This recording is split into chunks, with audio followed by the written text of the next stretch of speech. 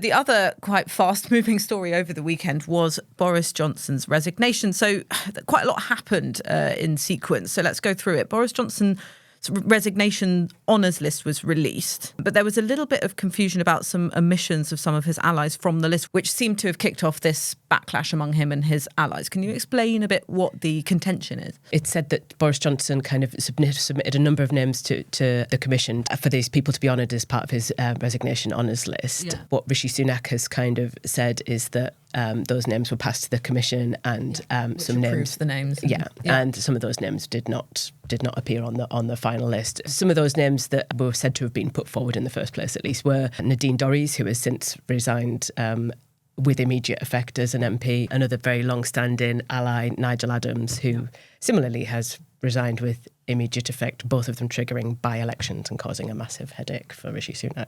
And of course, Boris Johnson himself has resigned with immediate effect as well. Yes, and so I mean, is this what it's about? Is this why they're resigning? Well, it's kind of hard to say, isn't it? So I mean, there could be a number of things that are going on. I think when you look at Boris Johnson's resignation statement, it goes into how there has been some kind of witch hunt against him, is kind of very Trumpian in its tone. Accusing the Privileges Committee of being a kangaroo court. This is the committee deciding whether or not he's... This is the other side of the coin, right? So it's the Privileges Committee which meet today to finalise their report. Boris Johnson was handed that report last week, which it's expected to recommend a pretty lengthy suspension and effectively triggering a recall potentially and a by-election, and basically he's scarpered, doesn't want to face that by-election, and has decided that he's not going to do that, and he's kind of it was quite a huffy resignation. There's no other way to describe it. It's a flounce. There's no other way to describe it. But it is, as it always is, it's about the politician trying to control the narrative. And he wants to paint the situation he's facing as some kind of witch hunt led by, the committee chair of a cross-party group of MPs kind of who've investigated whether or not he intentionally or recklessly misled Parliament, Harriet Harman, of being kind of involved in some kind of like campaign against him, to campaign to oust him as an MP. But he has never been ousted as an MP, because the point is, the only way he could be actually ousted is if he was voted out. But he's actually chosen to resign himself. So, but rather than, I think, perhaps face that reality, I think Boris Johnson has chosen to kind of try and control how the media views this period, I guess, and how the public more generally views this period. Potentially because he may want to come back into politics at some later stage. Yeah, and he doesn't want that verdict from the voters. I think it's rather convenient, isn't it, that he has all of these reasons to resign, or at least his own perceived reasons to resign, because Uxbridge and South Ruislip, this outer London seat in West London, doesn't look particularly solid for him. It's a small majority. It has been for a while, really. And it's thought by many pollsters that this will be the election. In fact, regardless of all of the scandal and shenanigans that we've seen, that Boris Johnson might be likely to lose a seat like this with these demographic changes that have been happening. I mean, I've done my fair share of reporting out in Uxbridge and South Ruislip over the years, and it's near where I grew up, and it is really changing fast there. Yeah, I think like a lot of London, London is, very pro-Labour, isn't it? I mean, no one kind of seriously thinks that Sadiq Khan, for example, is going to face a very serious challenge. And that's kind of true in some of like the West London, more affluent places where you would see an MP like Boris Johnson being elected. I mean, this forecast to lose it at the moment, aren't they, the Conservatives? So that's not true of Mid Bedfordshire, where Nadine, Dorries has her seat, and it's not necessarily going to be true of Nigel Adams' seat in Selby and Instey either. So, but nonetheless, it's going to be a massive headache for Rishi Sunak. It's a very difficult period for the Prime Minister. Very difficult, because what happens when you've got 3 by-elections coming up is that the entire machine turns to politics and campaigning. I mean, often they are mainly focused on that anyway, over governing, but that's what's going to be taking up every politician's attention now in government, but also in opposition as well. Like it is challenging running these campaigns. It's resource heavy. It takes all of your time commitment up, and of course it's important for Labour to be able to prove that they are really onto a surge. That's right, and I mean, sort of straight away over the weekend, you saw Labour's campaign head straight out to Uxbridge. They're sending their organisers to all of the seats already. So they kind of really want to prove that they're on the front foot and that they're ready to win the election. And the sort of flip side of the problem for Rishi Sunak is that, the party's not in a great position financially, and is going to kind of struggle to really land the ground campaign that they might have been able to at different points in their history. Yeah. And I suppose the problem for him politically is that this all looks like more Tory infighting. I think the front page of the Mail, the splash on the Mail, was Tory war or something like that, which doesn't look great for him in terms of the way that, in terms of the coherence of his party, the way that he's sort of standing up perhaps to the sort of more difficult forces in his party. But then on the other hand, there's another view of this, which is that he, that he is sort of relishing this fight with the more difficult forces that are less popular in the country in his party, and that they'll soon be gone. A lot of the things about Rishi Sunak, I think, and his campaign to try and win the next election, try to hang on, kind of mirror Keir Starmer's reforms of his party in some ways as well. Locking out their former leader, kind of not necessarily resiling from a big fight with them to try and kind of define yourself as the new force in your party, as it were. So, yeah, there was like a striking difference between, say, for example, the front page of the Sunday Times, which kind of said that the steam's coming out of Boris Johnson's campaign, and it was all about the steady ship Rishi Sunak, and then some of the other front pages, such as the Mail on Sunday, which I think there was like a 2-page editorial within the paper, kind of really flamming up just how hard done by Boris Johnson had been. And I don't necessarily think that kind of friction is all that damaging for Rishi Sunak, because it gives him an opportunity to define himself. Well, it did highlight to me, this whole story was, this is the only place Boris Johnson and his allies feel that they can go. It's not a mutiny from within. It's a flouncing out. And actually, if your enemies or the people who are making life difficult for you are flouncing out, then that's probably a sign that you do have a bit more control over your party than we've seen leaders in the past have.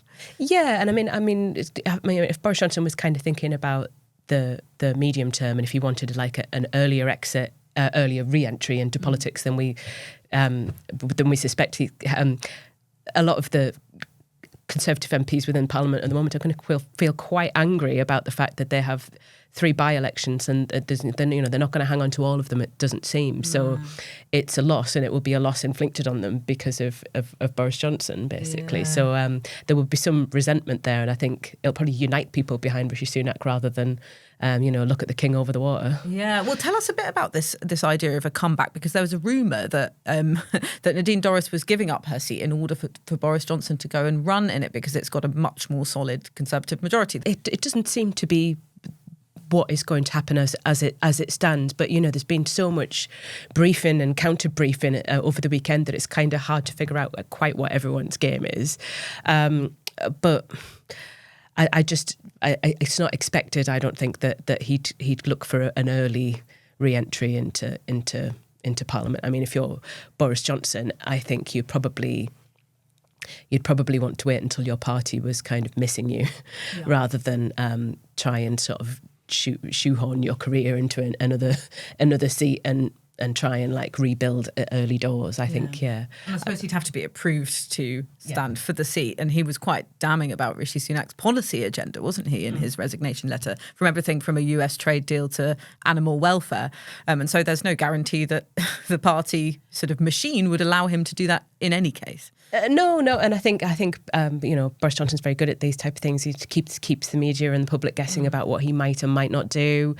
So I think if he's playing any game at all, it will be the long game, and he'll have plenty to keep him busy, I'm sure, and keep us busy in turn. Thanks for that, Ben. Can you tell us a little bit about what the Conservatives' chances are of keeping these 3 seats? Not good, to be honest with you.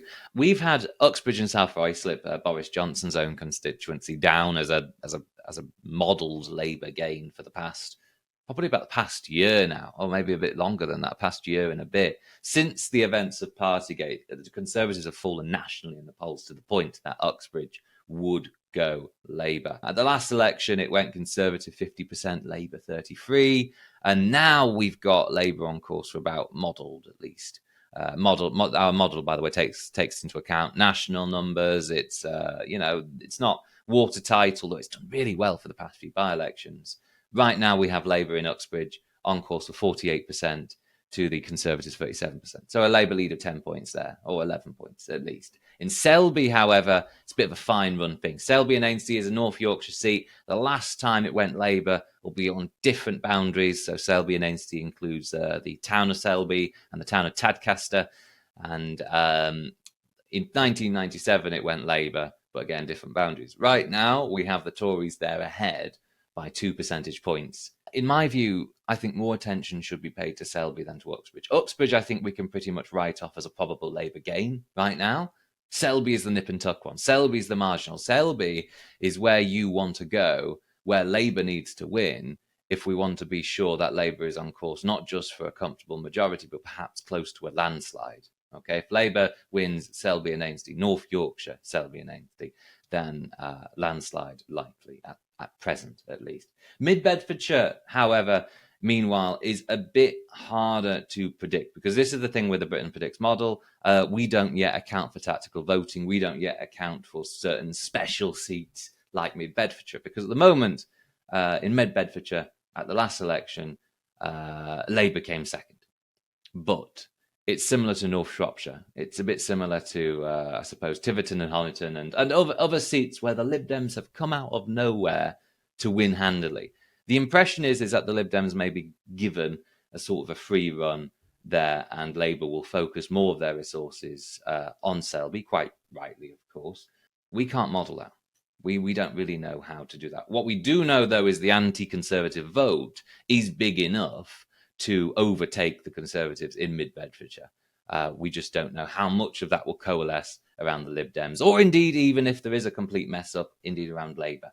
This is the thing in Mid-Bedfordshire. Very rural seat. Its biggest towns are, Flitwick and, it's the outskirts of Bedford. It's south of Bedford, north of Luton, and there isn't much going there in terms of major urban populations. And you've got to think, you've got to look at these seats and think, if you're a party that's a distant second or you're really far behind and you want to overtake the big party, the one in front, in this case, of course, the Conservatives, you've got to ask yourself, how much potential support can I really get? How favourable is my brand in this area? How far can I really feasibly go? And in seats like this, the potential ceiling of support for Labour is a lot lower than it is for the Lib Dems. The kind of favourability amongst these kinds of voters, historically at least, is a lot higher for the Lib Dems. Now, some people claim Labour is recovering or doing significantly well in rural areas, but we haven't really tested that or tried that.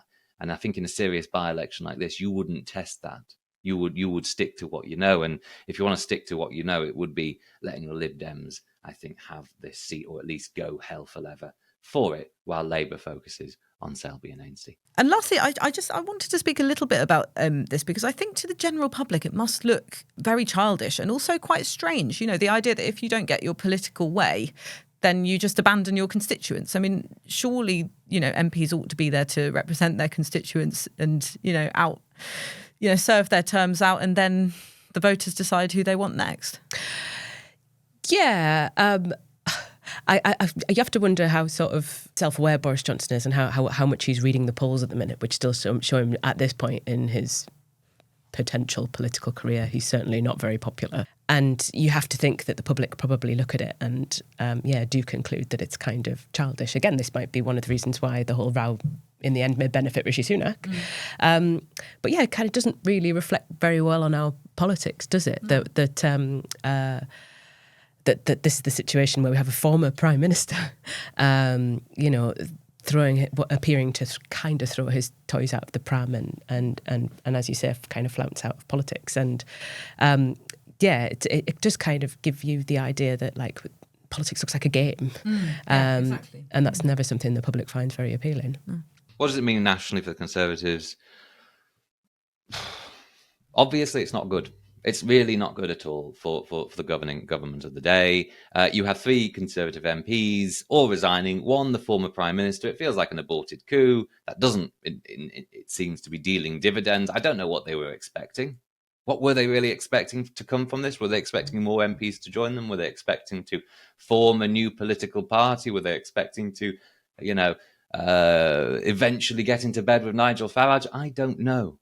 But this doesn't seem planned. Again, this is not normal politics. Parties that are seen as divided normally perform poorly at elections anyway. Corbyn's Labour was always seen as divided. It's not seen as particularly divided now.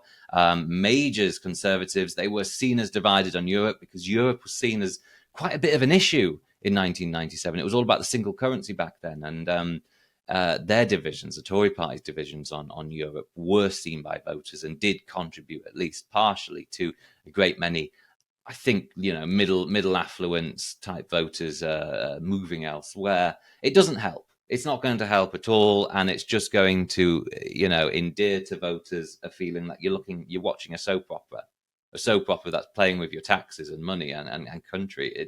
It's going, I think, to just sort of fortify that 60% of voters, that 60% of voters who say the next election should be a change election. Well, we'll keep an eye on everything. And I think maybe on Thursday we might have the Privileges Committee report to speak about. So come back to us then. Thanks so much for watching. We'd love to know what you think. Please make sure you leave your comments below. And if you enjoyed watching this podcast, you can watch more of our videos on our YouTube channel. And don't forget to like and subscribe.